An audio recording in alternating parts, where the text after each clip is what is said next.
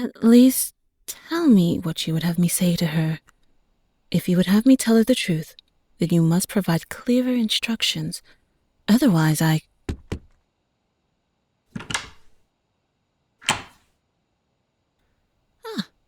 was wondering you would grace my halls, little star. Perhaps someday you will understand my little nickname for you, but for now, I bid you revel in your ignorance. Do you not enjoy wondering what it might mean? Precisely. I would not darken the inquisitive glimmer in your eyes with a straight answer. Keep wondering, my little star, and share with me your every guess. I look forward to hearing your every single one.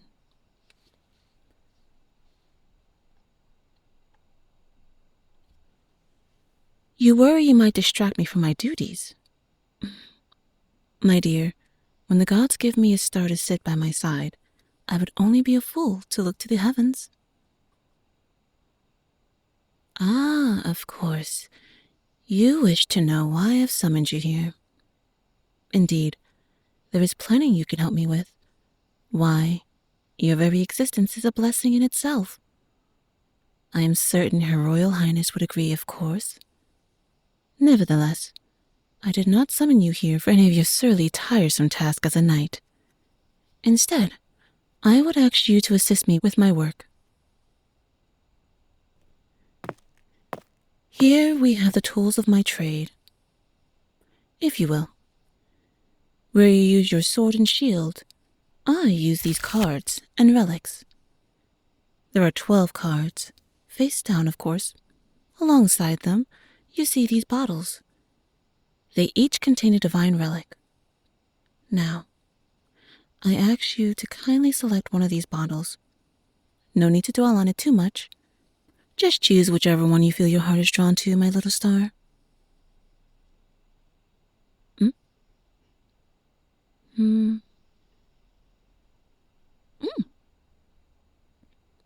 Oh, you're torn. However so, my dear. I see. So your attention was first drawn by the starlight, but rather than by choice, it instead guided you to choose another. That is hardly nonsensical at all, my little star. Now tell me, which it bids you to choose? How very intriguing. Now tell me, which of these piles of cards do you feel a strong connection to? Again, no need to dwell on the matter. Simply make a choice without fear or hesitation. That one. Amaryllia, the goddess of love. Intriguing indeed. And which card do you feel as though you would loathe to select? My little star.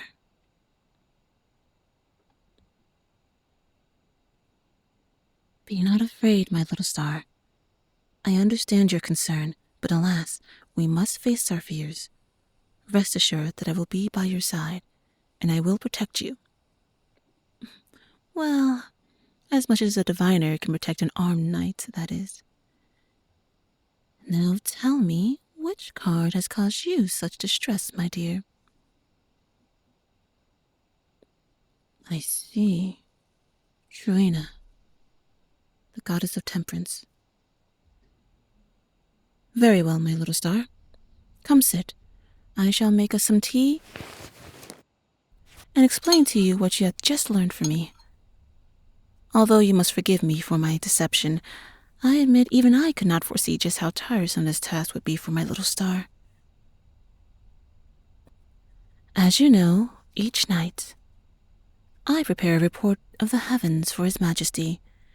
Granted, he does not always heed it, but it is nevertheless my duty. Tonight, however, was exceptional.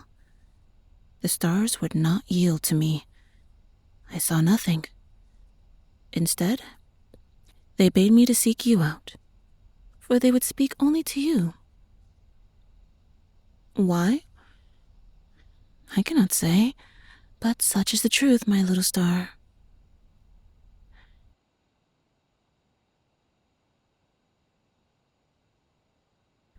That the bottle of starlight. Excellent guess of its contents, by the way, would appeal to you at first glance. It's no surprise, but it is intriguing that it would guide you. The bottle you did choose bore bark belonging to the anima tree, the sacred tree of life. That your heart would be drawn to it suggests that matters are taking root, and their roots are strong. It is unlikely that the events of this night shall be without consequence. Ah, you fear for me under the weight of my duty. Someone must bear the burden, my little star. Now, as for your cards, our heavens are divided into 12 gates, each gate corresponding to its deity. Each night, one gate is illuminated, and another is enshrouded. When a gate is illuminated, it means that its deity is offering us their blessings. When it is enshrouded, it means that its deity has turned away from us for the evening. The first card, the one you felt drawn to, corresponds to the gate of love. The goddess Amarelia is a fickle one, but she is true. Whatever unfolds tonight, it will be done for love, however misguided it may be. The second card corresponds to the gate of temperance. Enshrouded in the dark, there are those whose actions will be unbridled, like unfettered beasts. Not you, my little star, but others. You must tread carefully, lest you be swept up in their tempest.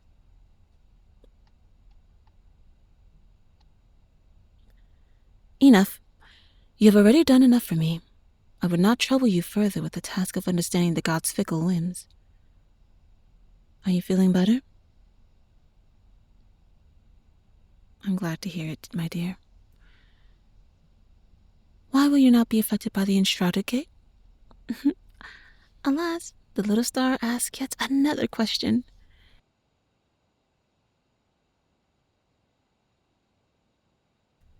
Then you must know the answer already. Now, little star, if I gave you all the answers at once, what excuse would I have to see you again? Tell me, my dear, how go your affairs? I admit I've missed your company dearly since the last we met. At the Stellar Festival, if I recall correctly, you were as radiant as the stars in the heavens that night. Ah, but I do not flatter you at all, my little star. I do recall you were pleased to see the lanterns, were you not? And your smile was enough to illuminate every gate in the heavens at once. But please, do tell me about your affairs. I see. His Majesty has changed, and Her Highness fears for her brother. I have heard the whispers among the knights, of course, but I must ask you, my dear, do not busy yourself overmuch with royal affairs. You are something far greater than a knight. You are a star, brilliant and bright. You must not allow the king's volatile nature to dull your shine, my dear. You wish to know the origin of the Stellar Festival. And you won't take a riddle for an answer. Very well. My dear, but it's a long tale. Would you like to listen to it, or would you prefer an abridged explanation? Of course, how foolish of me to think that you would settle for anything less but the story in its entirety. Very well, my inquisitive little star. Make yourself comfortable and listen. I will revive the fire in the meantime. Once upon a time, two lovers met beneath the full moon. The heaven's gates were radiant and bright, and so the man asked for his beloved's hand in marriage, that they may remain together for eternity in a blessed union. The woman was gentle of heart and loved him true, but she feared his words may be sweeter than his love. Thus she made him a request. She would marry him and love him for all eternity, but before the 6th year of their marriage, he must give her a star from the heavens. If he did not, she would surely die of heartbreak. Ah, you think the lady is demanding, my dear. Perhaps, but lovers have done much, much more for one another. Now, Don't interrupt me, my little star. The goddess of patience would disapprove of your interruption, you know.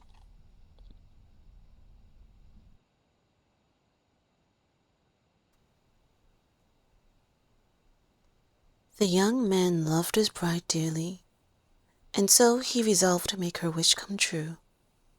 Each night, he would stand beneath the skies and watch the stars.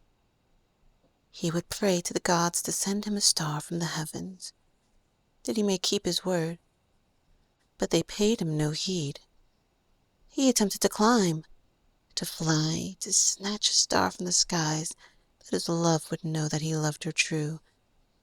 But each night he would return empty-handed, and resolved to resume his search the following night. Until the 6th year came, and the young man's beloved grew ill with heartbreak. So sweet had been his words, and yet their home was darker than the deepest shroud, for he had not kept his word to her. As she lay in his arms, frail and frightened, the young man wept. He asked her how she could still doubt his love when he had spent each and every night in pursuit of her one wish. But she could no longer speak. Her body had grown weary with worry for him when he would not return home until dawn, and her heart had grown heavy with hurt at his abandonment of her each evening. As her eyes fell closed and the young man cried to the heavens once more, he cursed the stars and the gates they illuminated, and he cursed the gods that had kept him from lying at his beloved's side each night to watch the moon's light on her beautiful face.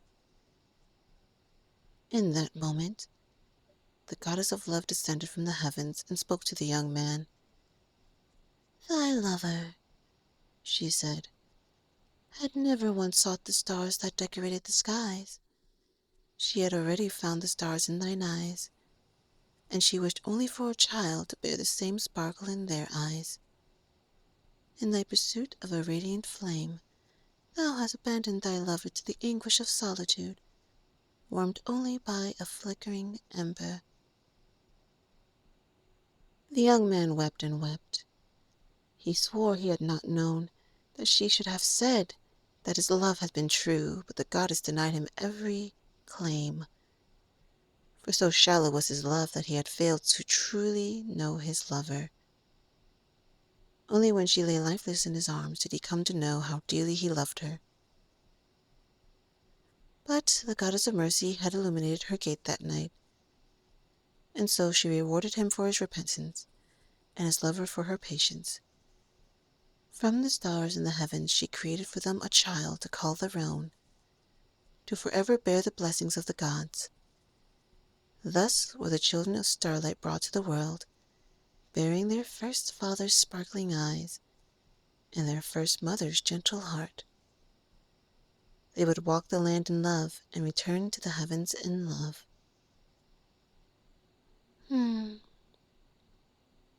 Truly something to behold, isn't it?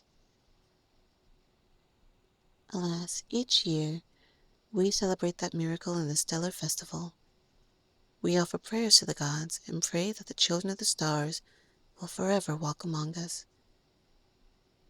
Of course, now it is considered a myth, but the choice to believe it is your own, my little star.